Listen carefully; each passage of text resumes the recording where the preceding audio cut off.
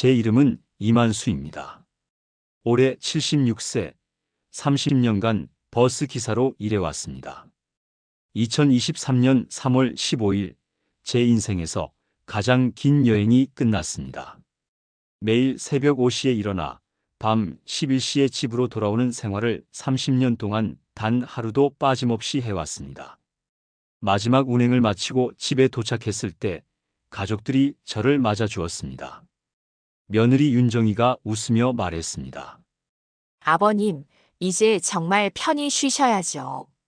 저희가 모든 걸 알아서 할 테니까 걱정 마세요. 아들 진우도 고개를 끄덕였습니다. 아버지, 평생 우리 뒷바라지 하시느라 고생 많으셨어요. 이제 정말 쉬세요. 손자 민준이와 손녀 지은이도 제 은퇴를 축하해 주었습니다. 할아버지 이제 매일 집에 계시는 거예요? 좋겠다. 지은이의 밝은 목소리가 집안을 가득 채웠습니다. 그때는 정말 행복했습니다.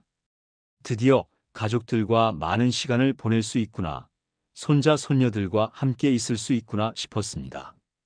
하지만 막상 집에만 있으니 무엇을 해야 할지 모르겠더군요.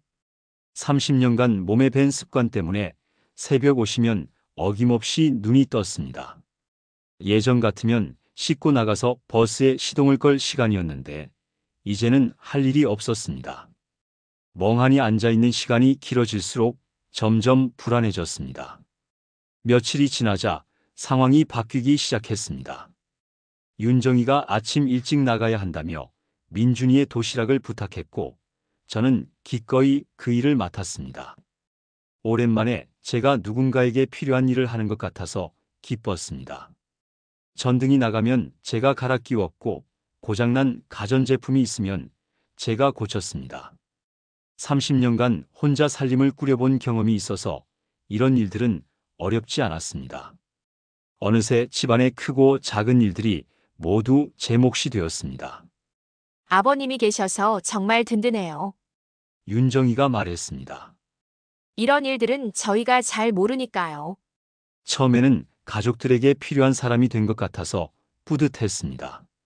30년간 밖에서만 일하다가 이제는 집에서 가족들을 위해 일할 수 있게 된 것이 감사하기까지 했습니다. 하지만 시간이 지날수록 이상한 기분이 들기 시작했습니다. 마치 제가 가족의 일원이 아니라 집안일을 담당하는 누군가가 된 것 같았습니다. 윤정이가 친구들과 전화 통화를 할 때면 저는 자리를 피해야 했습니다. 어느 날 들었습니다. 아버님이 계셔서 편하긴 한데. 하고 윤정이가 말하는 소리를.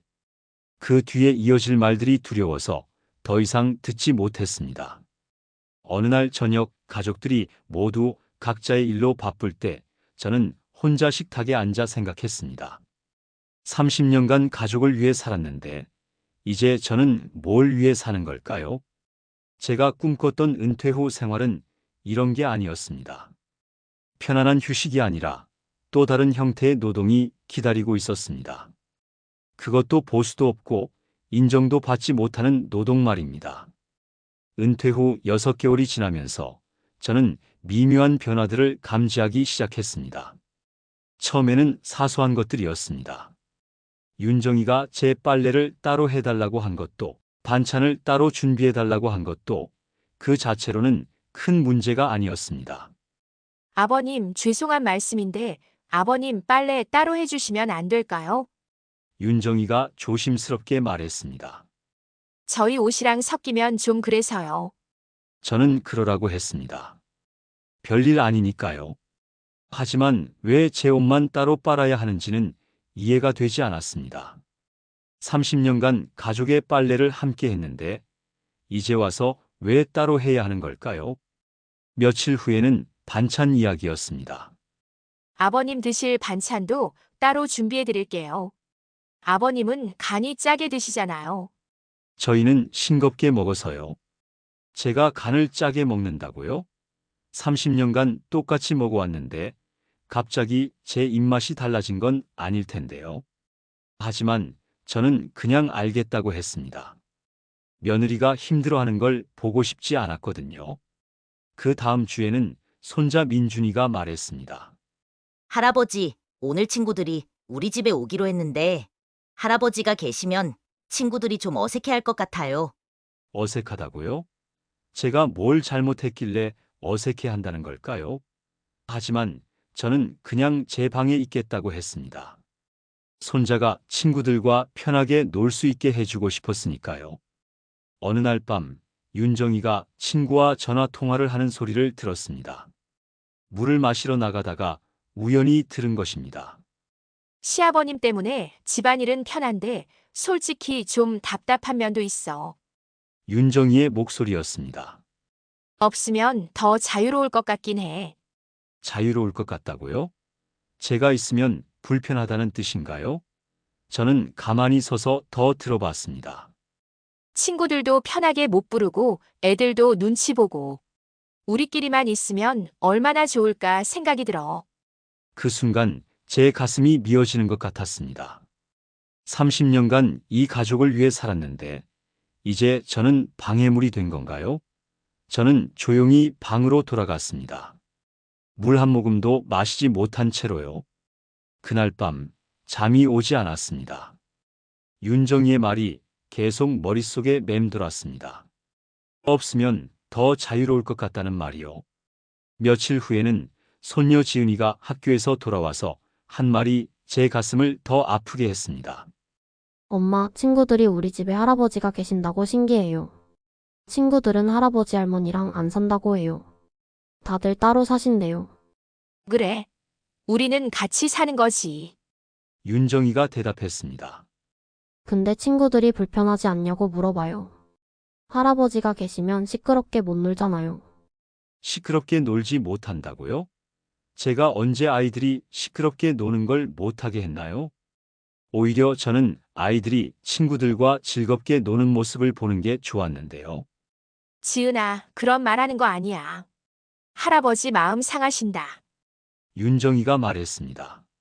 하지만 이미 제 마음은 상해 있었습니다. 요즘 아이들은 조부모와 따로 산다는 게 당연한 일인가 봅니다.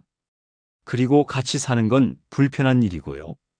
그 주말, 저는 아들 진우와 이야기를 나눠보려고 했습니다. 진우야, 아빠랑 얘기 좀 하자. 네, 아버지 무슨 일이세요? 내가 여기 있는 게 너희한테 부담이 되나? 갑자기 왜 그런 말씀을 하세요? 솔직히 말해봐. 아빠가 없으면 더 편할 것 같지 않나? 진우는 당황한 표정을 지었습니다. 아버지, 그런 생각하지 마세요. 저희가 언제 그런 티를 냈나요? 티를 낸 건 아니지만 느낌이 와. 30년 넘게 사람들이랑 지내다 보니까 눈치는 생기더라고. 아버지가 오해하고 계신 것 같은데. 아버지 없으면 저희가 어떻게 살겠어요? 진우는 그렇게 말했지만 저는 확신이 서지 않았습니다. 말로는 그렇게 해도 실제로는 다를 수 있으니까요. 30년간 버스를 운전하면서 수많은 사람들을 만나봤습니다. 말과 마음이 다른 사람들을 너무 많이 봤거든요. 그날 밤, 저는 아내를 생각했습니다. 15년 전 세상을 떠난 아내 말입니다. 아내가 살아 있었다면 지금 이런 일이 벌어졌을까요?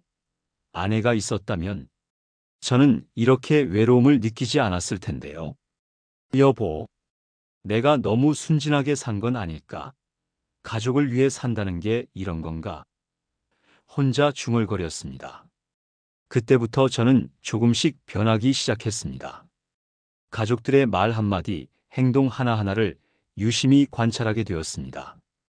혹시 제가 정말 방해가 되는 건 아닌지, 부담이 되는 건 아닌지 알고 싶었거든요. 은퇴 후 8개월째 되던 어느 날 예상치 못한 일이 벌어졌습니다. 그날도 평소처럼 집안일을 하고 있었는데 갑자기 머리가 어지러워지기 시작했습니다. 저는 벽을 짚고 서 있었습니다. 아버님, 아버님, 괜찮으세요? 윤정이가 놀라서 달려왔습니다. 말을 하는 것도 힘들었습니다. 진우야, 빨리 와봐. 아버님이 쓰러지셨어. 윤정이가 소리쳤습니다. 그 다음 기억은 없습니다. 의식을 잃고 응급실로 실려갔다고 나중에 들었습니다. 고혈압으로 인한 응급 상황이었다고 하더군요. 의식을 되찾은 건 그날 저녁이었습니다.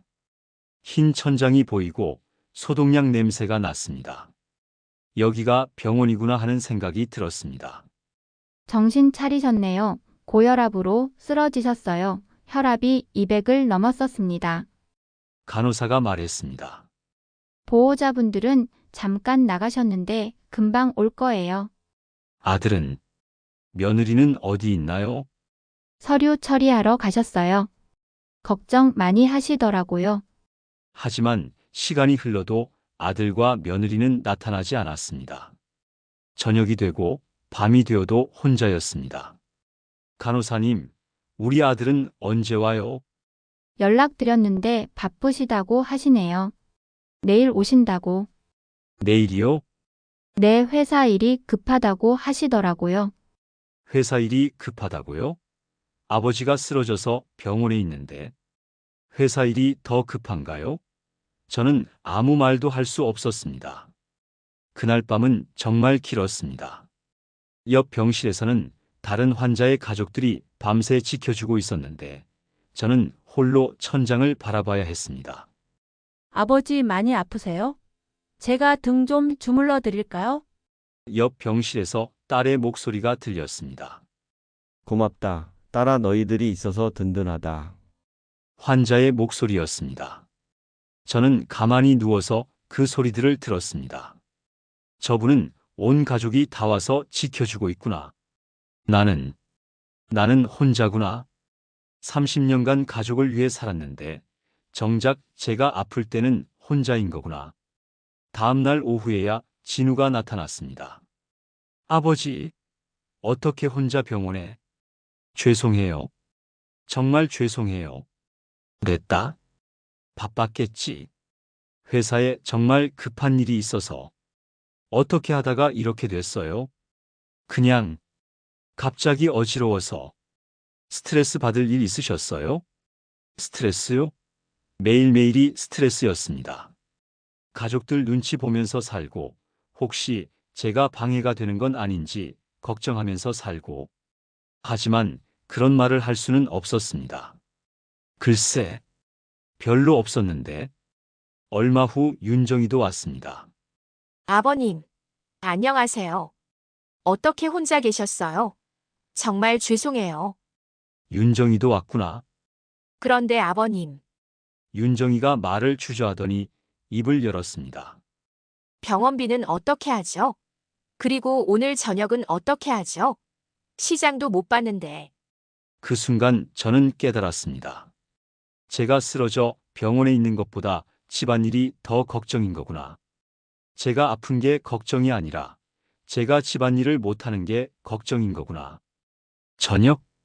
저녁은 내일 퇴원하면 내가 해줄게. 그런데 언제 퇴원하세요? 의사 선생님이 일주일 정도라고. 일주일이나요? 그럼 그동안은 여보. 진우가 윤정이를 말렸습니다. 아, 네. 죄송해요. 하지만 이미 저는 모든 걸 이해했습니다. 제가 건강해야 하는 이유는 제 자신을 위해서가 아니라 집안일을 할 수 있어야 하기 때문이었습니다. 며칠 후 저는 퇴원했습니다. 하지만 병원에서의 경험은 제 마음에 깊은 상처를 남겼습니다. 아버님, 퇴원 축하해요. 오늘은 제가 아버님이 좋아하시는 걸로 차려드릴게요. 윤정이가 말했습니다. 고맙다. 아버지, 앞으로는 무리하지 마세요. 건강이 최우선이니까요. 진우도 말했습니다. 건강이 최우선이라고요? 정말 그런 마음에서 하는 말일까요?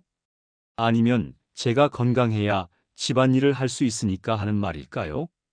그날 밤, 저는 오랫동안 생각했습니다. 30년간 이 가족을 위해 살았는데 정작 제가 아플 때는 혼자였습니다. 옆 병실의 환자처럼 가족들이 밤새 지켜주는 일은 없었습니다. 제가 이 집에서 정말 가족인가요? 아니면 그냥 집안일을 하는 사람인가요? 아플 때도 집안일 걱정을 해야 하는 사람 말입니다. 병원에서 며칠을 혼자 있으면서 많은 생각을 했습니다. 제 인생에서 정말 중요한 것이 무엇인지, 가족이라는 것이 무엇인지 말입니다. 그리고 하나씩 답을 찾아가고 있었습니다. 병원에서 돌아온 지 일주일 후, 제 인생을 바꾼 결정적인 순간이 찾아왔습니다.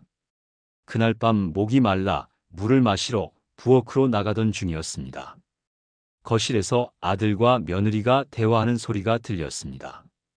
처음에는 그냥 지나가려 했습니다. 하지만 제 이름이 나오는 걸 들은 순간 발걸음이 멈춰졌습니다. 여보, 솔직히 말해봐. 아버지 때문에 우리가 너무 제약받는 것 같지 않아? 윤정희의 목소리였습니다. 무슨 소리야? 우리 아버지신데? 진우가 대답했습니다. 아니, 그게 아니라. 우리만의 시간이 없잖아. 친구들도 편하게 못 부르고 애들도 눈치 보고. 저는 문 뒤에 서서 숨을 죽이고 들었습니다. 이런 대화를 엿듣는 게 옳지 않다는 걸 알았지만 도저히 자리를 떠날 수 없었습니다. 이번에 병원에 입원하셨을 때 솔직히 어땠어? 조금은 자유로웠지 않았어? 자유로웠다고요? 제가 병원에서 혼자 아파하고 있을 때 그들은 자유로움을 느꼈다는 말인가요? 그런 생각하면 안 되지. 진우가 말했습니다. 나도 나쁜 며느리인 건 아는데. 솔직한 마음이 그래.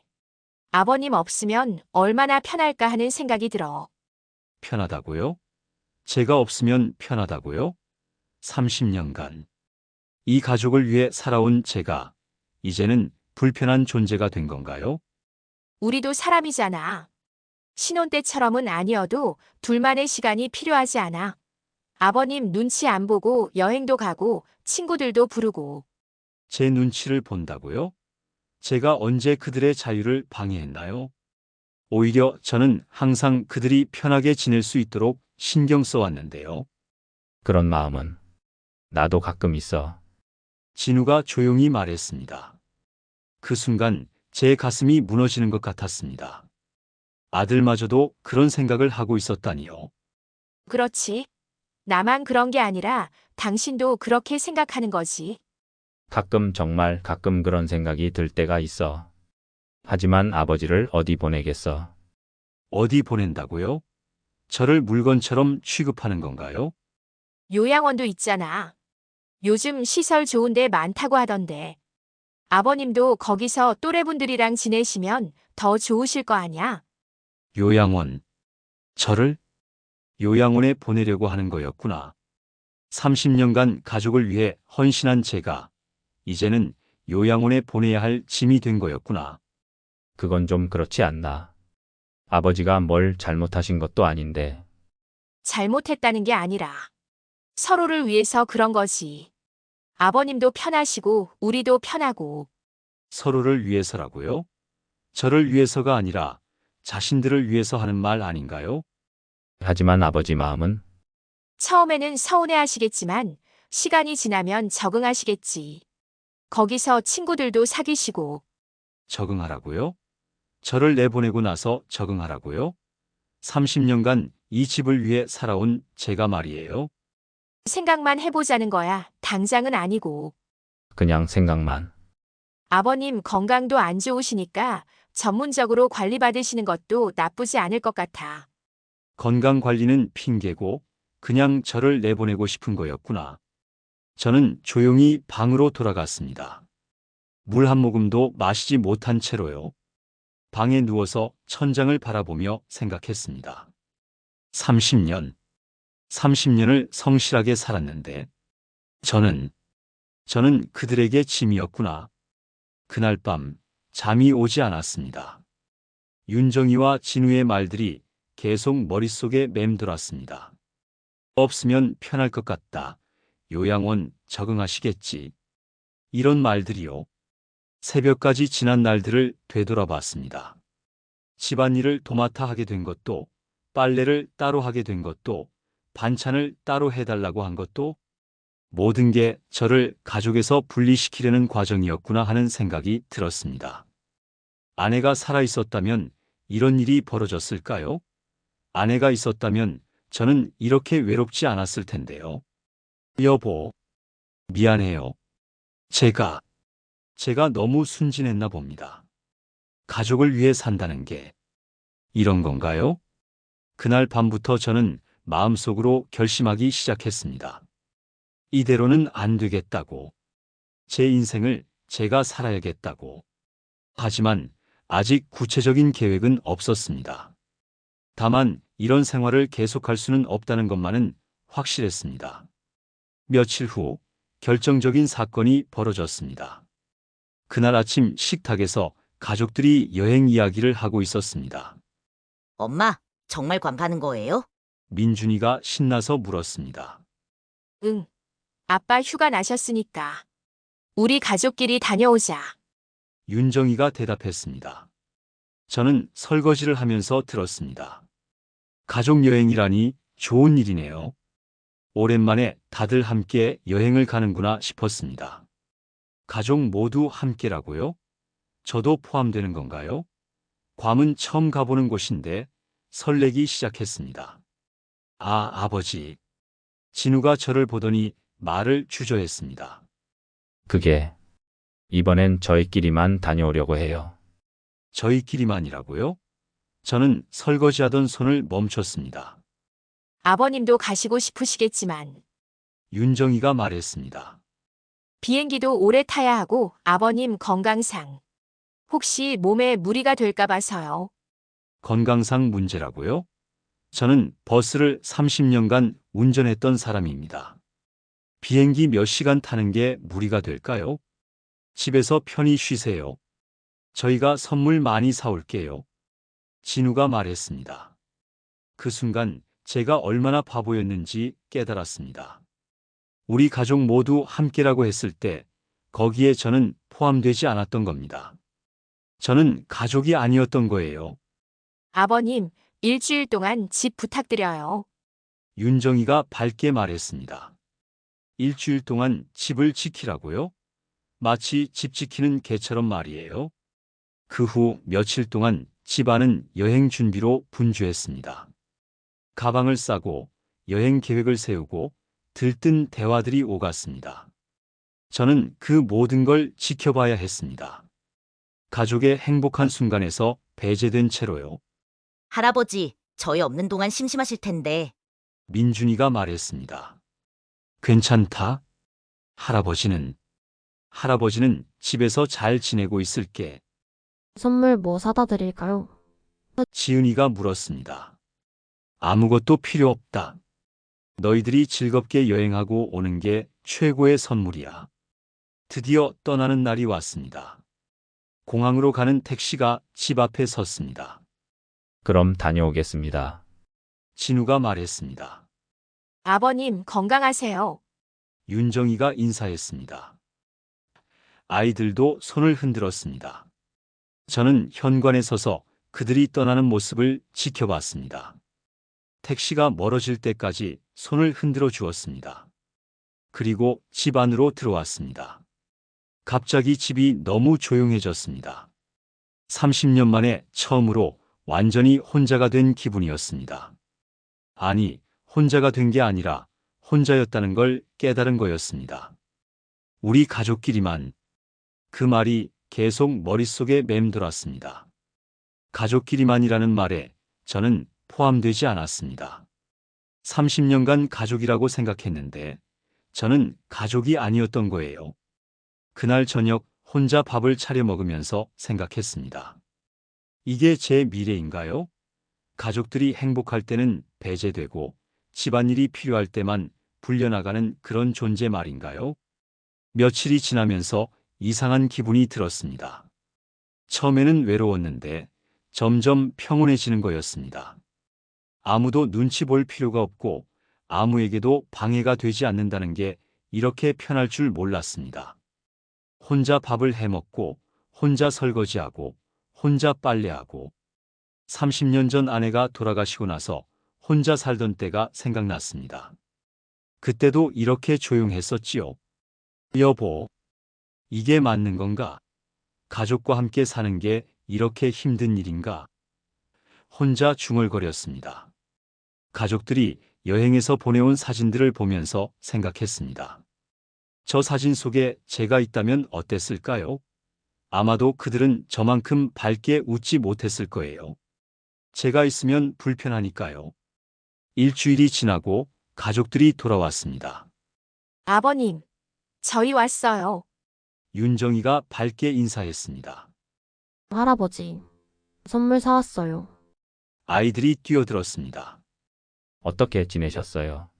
심심하지 않으셨어요? 진우가 물었습니다. 아니야. 잘 지냈다. 그들은 여행 이야기를 신나게 들려주었습니다. 얼마나 재미있었는지, 얼마나 좋았는지. 저는 그 이야기를 들으면서 확신했습니다. 제가 없어서 그들이 더 행복했다는 것을요. 아버님, 정말 고생 많으셨어요. 일주일 동안 혼자 계시느라. 윤정이가 말했습니다. 고생이라고요? 오히려 편했습니다. 그들이 없는 일주일이 더 평온했다고 말하고 싶었지만 그럴 수는 없었습니다. 그날 밤 저는 중요한 결심을 했습니다. 이제 정말 결정할 때가 됐다고. 제 인생을 제가 살아야 할 때가 됐다고. 가족들이 여행에서 돌아온 지 며칠 후 저는 부동산에 갔습니다. 30년 동안 살아온 이 집을 팔기로 결심했기 때문입니다. 이만수님 정말 파시는 거예요? 이 집 30년 사신 거 아니에요? 부동산 중개인이 놀라며 물었습니다. 네, 팝니다. 빨리 처리해 주세요. 그런데 가족분들은 아시나요? 제 집입니다. 제 명의로 된 집이에요. 중개인은 더 이상 묻지 않았습니다. 집주인이 집을 파는 것에 다른 이유가 필요하겠어요? 하지만 저에게는 30년 인생을 정리하는 일이었습니다. 집으로 돌아와서 서류를 정리하면서 많은 생각을 했습니다. 이 집에서 아들을 키웠고 며느리를 맞았고 손자 손녀들이 태어나는 걸 봤습니다. 하지만 이제 이 집에서 제가 설 자리는 없다는 걸 깨달았습니다. 아내와 함께 꾸린 이 집에서 혼자 늙어가는 것보다는 새로운 곳에서 새로운 삶을 시작하는 게 낫겠다고 생각했습니다. 요양원에 보내지려는 그들보다 제가 먼저 결정하는 거였습니다. 일주일 후 계약이 성사되었습니다. 생각보다 빨리 진행되었습니다. 이 동네에 집을 찾는 사람들이 많았거든요. 이제 가족들에게 말할 차례였습니다. 그날 저녁 가족들이 모두 집에 돌아왔을 때 저는 발표했습니다. 다들 앉아라. 얘기 좀 하자. 아버님, 왜 그렇게 심각하세요? 윤정이가 물었습니다. 집 팔았다. 순간 집안이 정적에 휩싸였습니다. 진우가 먼저 입을 열었습니다. 네? 뭐라고 하셨어요? 이 집 팔았다. 계약도 끝났고 한 달 후에 나가야 한다. 아버님, 갑자기 왜 이러세요? 저희도 모르게 어떡해. 윤정이가 소리쳤습니다. 내 집이다. 내 명이다. 내가 30년간 버스 운전해서 마련한 집이다. 아버지, 설마 우리가 뭔가 잘못했다고 생각하시는 건 아니죠? 진우가 당황하며 물었습니다. 저는 차분하게 대답했습니다. 잘못? 잘못한 건 나다. 30년간 잘못 살았다. 아버님, 진정하세요. 다시 생각해 보시면. 말했습니다. 다시 생각해? 내가 얼마나 생각했는데? 너희 가족 여행 보면서 얼마나 생각했는데? 그 순간 그들의 표정이 굳어졌습니다. 제가 무엇을 말하려는지 알았기 때문입니다. 그게, 아버지, 진우가 말을 더듬었습니다. 가족끼리만. 그 말이 내 가슴에 비수처럼 박혔다. 나는 가족이 아니었구나. 그런 뜻이 아니었어요. 윤정이가 변명했습니다. 저는 일어서서 그들을 바라봤습니다. 30년간 쌓인 모든 감정이 터져나왔습니다. 30년간 새벽 5시에 일어나서 밤 11시에 들어왔다. 너희 뒷바라지 하느라 아내 장례식장에서도 조의금 걱정했다. 그게 가족을 위한 거라고 생각했다. 아이들이 무서워하며 제 뒤로 숨었습니다. 하지만 멈출 수 없었습니다. 하지만 나는 요양원 보낼 존재였고, 불편한 존재였고, 자유를 방해하는 존재였구나. 아버지, 저희가 진우가 말하려 했지만 저는 손을 들어 막았습니다. 이제 됐다. 너희는 자유로운 삶을 원했잖아. 이제 실현해라. 나는 내 삶을 살겠다. 아버님, 그래도 이렇게 갑자기. 윤정이가 울먹였습니다. 갑자기 내가 언제부터 이 생각을 했는지 알아? 너희가 나에 대해서 이야기하는 걸 들은 그날 밤부터다. 요양원 이야기, 불편하다는 이야기, 없으면 자유롭겠다는 이야기. 다 들었다. 그들의 얼굴이 새하얘졌습니다. 제가 모든 걸 알고 있다는 사실을 깨달았기 때문입니다. 아버지, 그때는 진우가 말했습니다. 변명하지 마라. 그게 너희의 진심이었잖아. 나도 이제 솔직하게 말하겠다. 나도 이런 생활이 힘들었다. 가족의 눈치를 보면서 사는 게, 집안일만 하는 사람이 되는 게 힘들었다. 제 방으로 들어가면서 마지막으로 말했습니다. 한 달 후에 이사 나간다. 너희는 너희끼리 알아서 살아라. 방문을 닫고 나서 저는 침대에 앉았습니다. 30년간 참아왔던 말들을 다 쏟아낸 후였습니다. 후회되지 않았습니다. 오히려 속이 시원했습니다. 그날 밤 거실에서 가족들이 조용히 이야기하는 소리가 들렸습니다.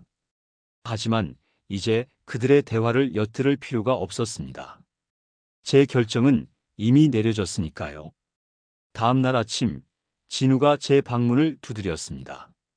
아버지, 이야기 좀 해요. 할 말 없다.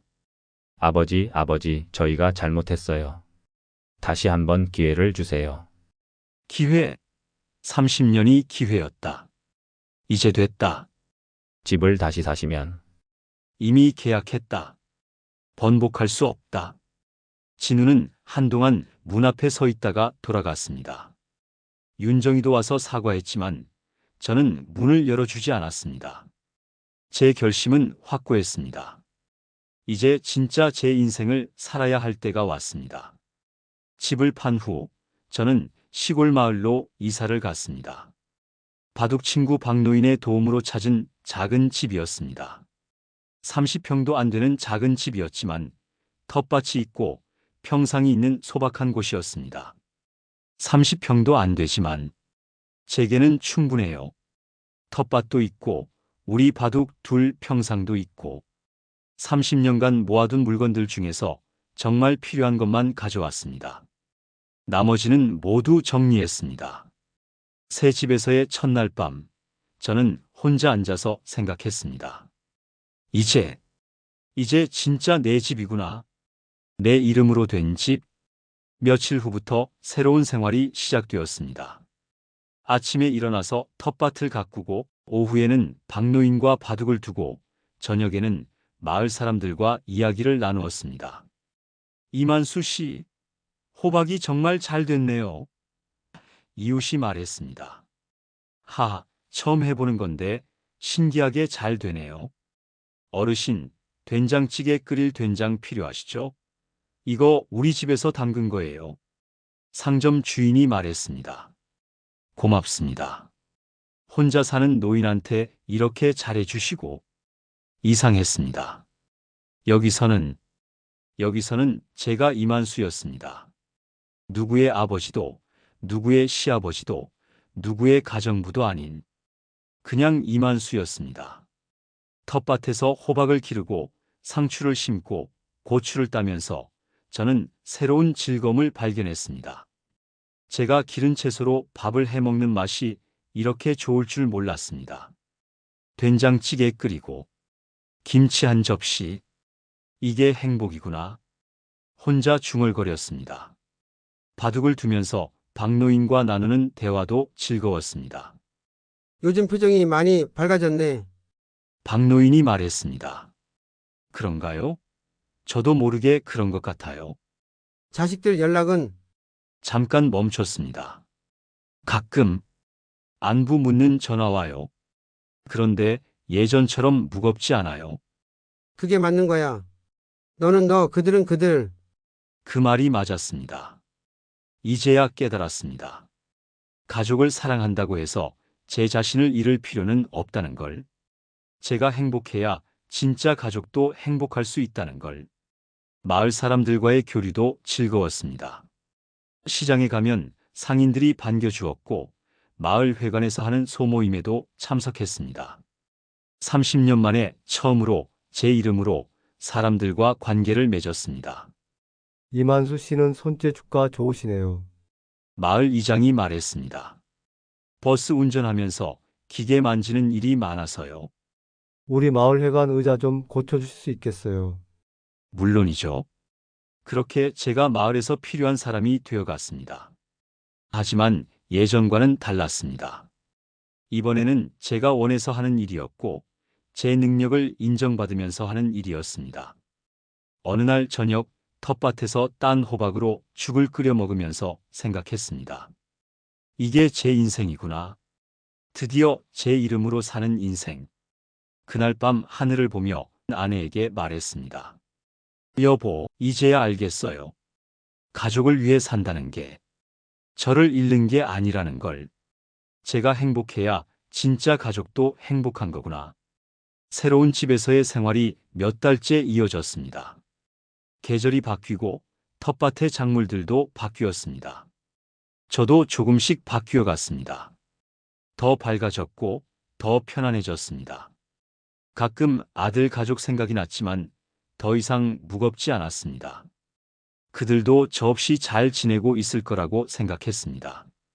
그게 서로에게 더 좋은 일이니까요. 이제 정말 제 삶이구나. 매일 아침 일어나면서 하는 생각이었습니다. 새로운 집에서 생활한 지 6개월이 지났을 때 예상치 못한 방문객이 찾아왔습니다. 어느 날 오후 텃밭에서 일하고 있는데 차 소리가 들렸습니다. 문을 두드리는 소리에 나가보니 아들 진우가 서 있었습니다. 아버지 계세요? 진우야, 어떻게 여기까지? 아버지 죄송합니다. 집 안으로 들어와 앉은 진우의 모습이 예전과 많이 달랐습니다. 수척해졌고 어딘지 모르게 지쳐 보였습니다.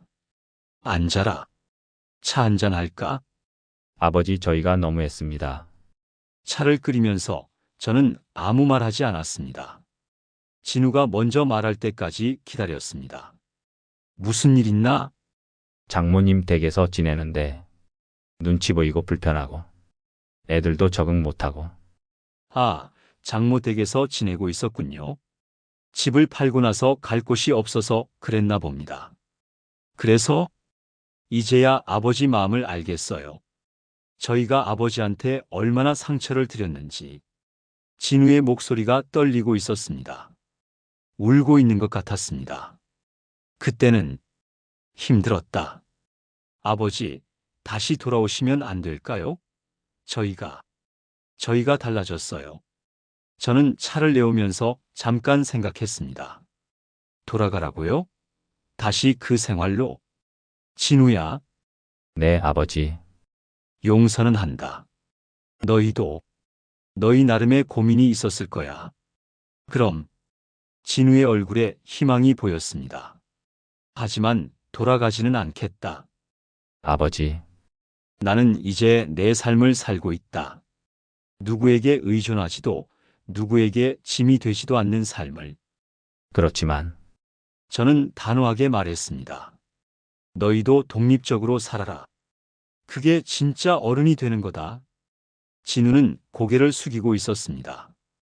한참을 그렇게 앉아 있더니 천천히 입을 열었습니다. 아버지를 이해 못하는 건 아니에요.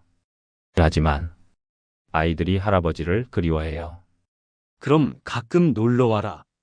하지만 같이 살지는 말자. 서로에게 그게 더 좋아. 저는 진우를 바라봤습니다. 제 아들이지만 이제는 한 명의 독립된 어른으로 봐야 할 때였습니다. 진우야, 솔직히 말해봐.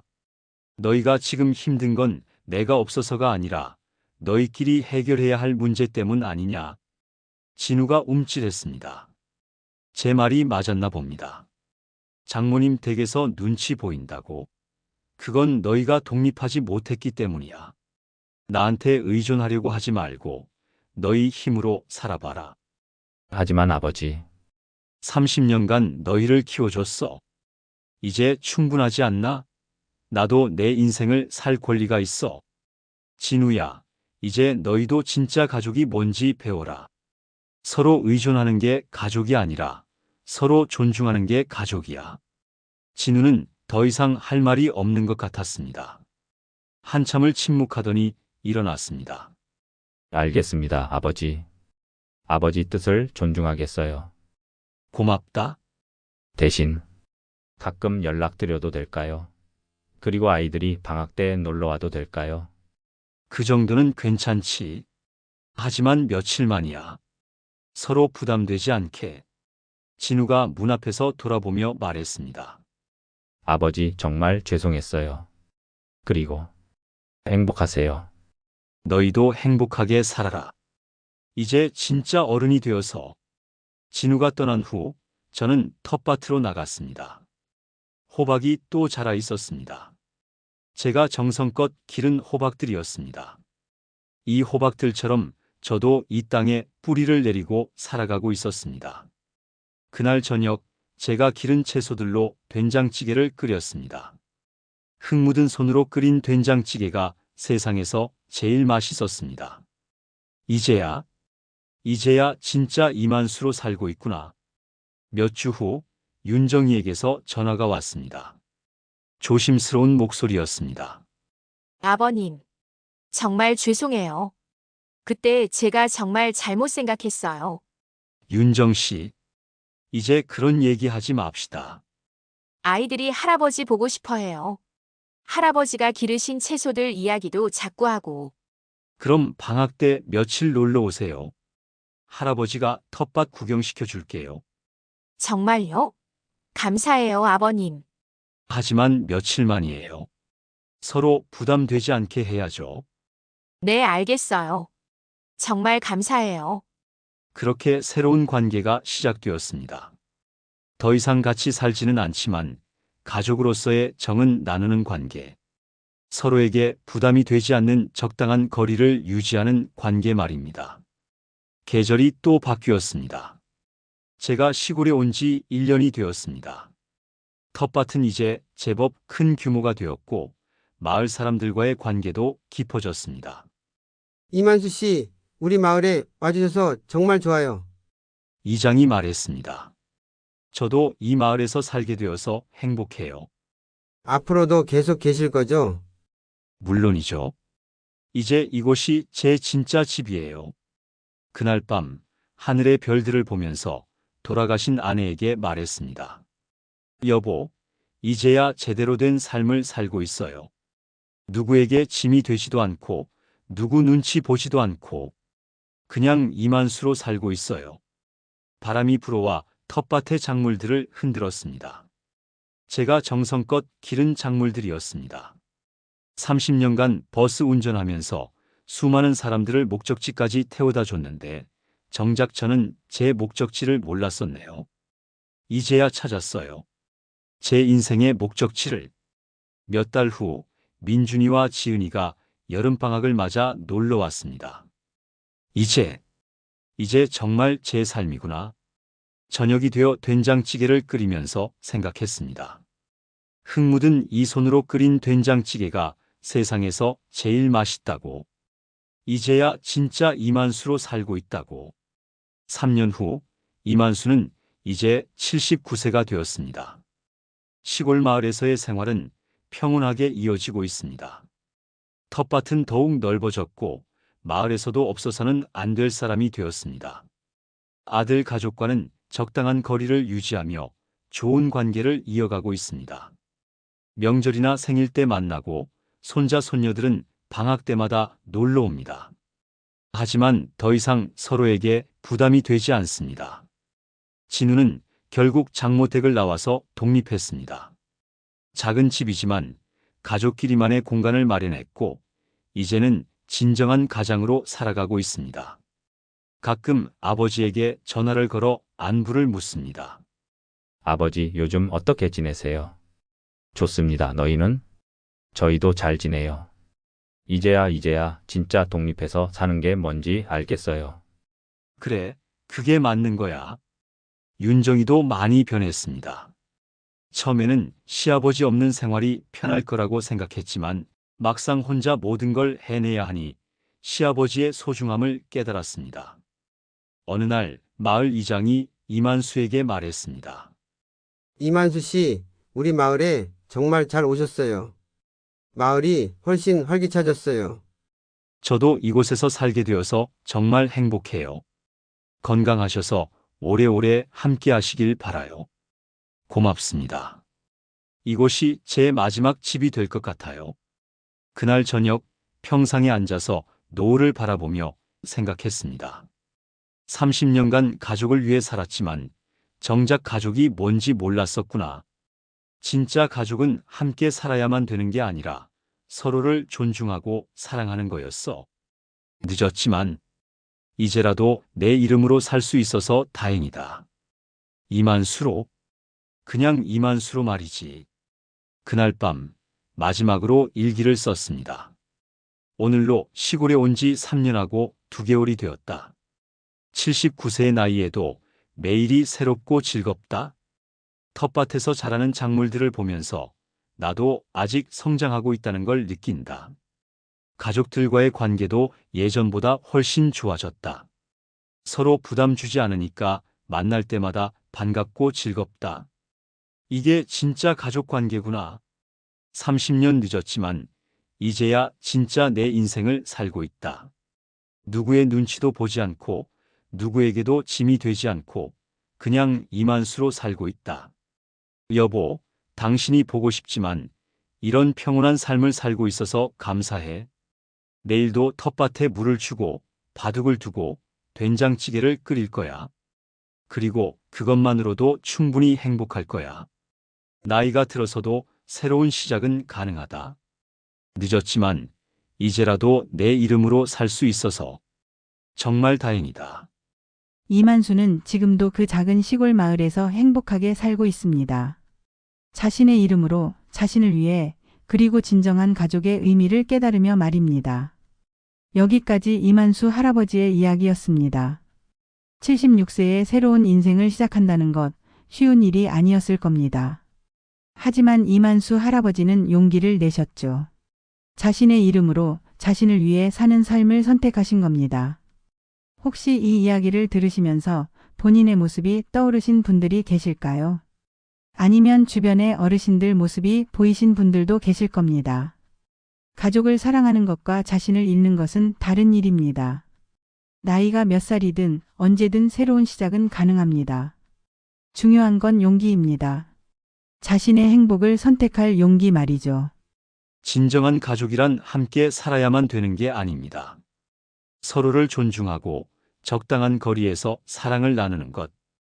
그것이 건강한 가족 관계입니다. 오늘 이 이야기가 여러분의 마음에 작은 위로가 되었기를 바랍니다. 그리고 혹시 지금 힘든 시간을 보내고 계신 분들이 계시다면 기억해 주세요. 늦었다고 생각할 때가 진짜 시작입니다. 여러분도 이만수 할아버지처럼 자신의 이름으로 행복하게 사실 수 있기를 응원합니다. 지금까지 들어주셔서 감사했습니다. 구독과 좋아요는 더 좋은 이야기를 만드는 큰 힘이 됩니다. 다음에도 여러분의 마음에 닿는 이야기로 찾아뵙겠습니다.